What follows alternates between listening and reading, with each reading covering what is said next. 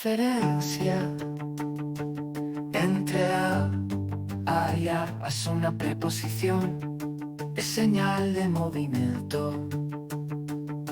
Indica dirección hacia algún lugar. Si quieres ir a un sitio, debes usar. Es la clave para avanzar. A es una exclamación de sorpresa o emoción. Al descubrir algo nuevo, viene a ser la solución. Es como un grito de asombro de algo especial. A es la expresión de lo fenomenal. A es la forma del verbo haber en el pasado. Indica acción realizada es cuando algo ya sucedió. Es la señal de lo que pasó en un tiempo que ya se marchó.